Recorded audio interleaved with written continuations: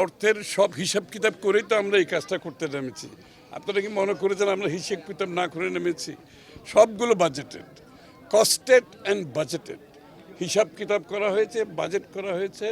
এবং এই জন্য আমরা ক্রমান্বয়ে পুরো প্রকল্পগুলোকে আপনারা দেখছেন প্রত্যেকটা সময়ের উপর আমরা শেষ করতে যাচ্ছি।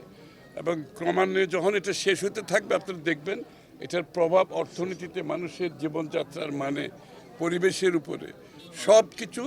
আমরা বাংলাদেশের একটা পরিবর্তিত বাংলাদেশ, রূপান্তরিত বাংলাদেশের যে স্বপ্ন, এগুলো হচ্ছে তার অংশ। এবং বাংলাদেশের অর্থনীতির সুফল সাধারণ মানুষের কাছে পৌঁছে দেওয়ার যে চেষ্টা, সেটাই হচ্ছে এটার। আমরা মানুষের বাড়িতে পৌঁছে দিচ্ছি। আপনি ফ্যামিলি কার্ড কেউ কোথাও যেতে হয় নাই, তার বাড়িতে বসে টাকা জমা হয়ে গেছে। এখানে দুর্নীতিকে অ্যাড্রেস করা হয়েছে, আপনার ওয়েস্টেজকে অ্যাড্রেস করা হয়েছে, ডেলিভারির মধ্যে যে লিকেজ থাকে সেগুলোকে অ্যাড্রেস করা হয়েছে।